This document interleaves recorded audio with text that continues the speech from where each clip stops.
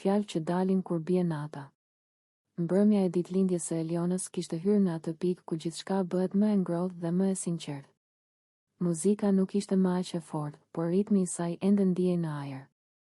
Gotat kishin kaluar dorë më dorë, të qeshurat ishin bërë më të çliruara dhe fjalët fillonin të dilnin pa shumë filtër.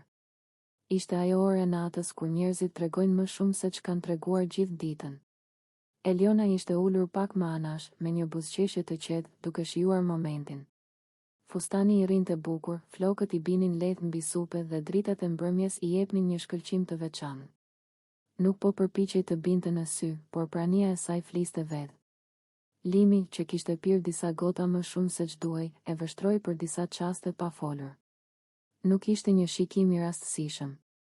Ishte ai shikim që vjen kur dikush tërhiqet nga energjia e tjetrit. Ai ndjeu një guxim të papritur, atë guxim që vjen kur mendja zbutet dhe zemra flet më lirshëm. U afrua ngadalë dhe u ul pranë saj. Eliona e vuri re, por nuk u largua. Thjesht e pa me një buzëqeshje të lehtë, sikur po priste se çfarë do të thoshte. E di çfarë, tha Limi, me zë pak të ulët, por të sigurt. Sonte je ndryshe. Eliona qeshi lehtë. Ndryshe si? Ai ngriti supet, sikur po kërkonte fjalët e duhura. Je shumë e ëmbël, tha. Dhe po, je shumë seksi. Fjala ra në ajër, e drejt për drejt, pas bukurime. Jo si fyerje, jo si presion, por si një mendim i thënë pa filtra. Eliona ngriti vetullat për një çast, pastaj buzëqeshi. Nuk u skuq, nuk u nervozua.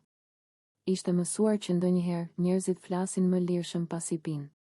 Po ke pirë pak, i tha ajo me shaka. Pak, qeshi Limi. Ndoshta.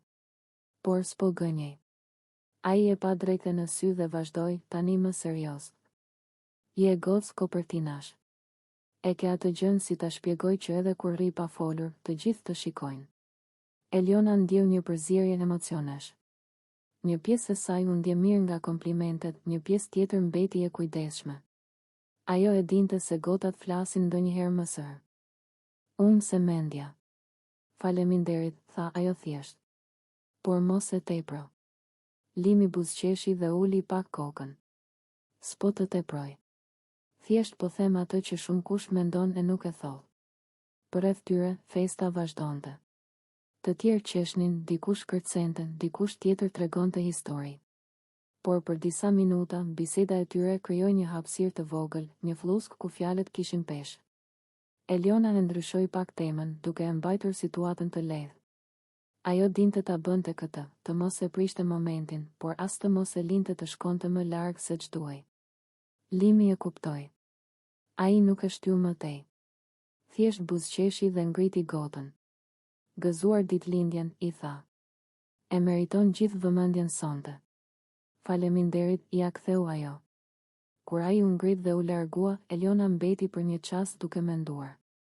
Nuk ishte hera e parë që merrte komplimente, por çdo situatë ka ngjyrën e vet, ajo e dinte se disa fjalë vijnë nga momenti, disa nga ndjenja reale, e disa nga guximi i gotave. Kjo natë i kishte dhënë shumë emocion.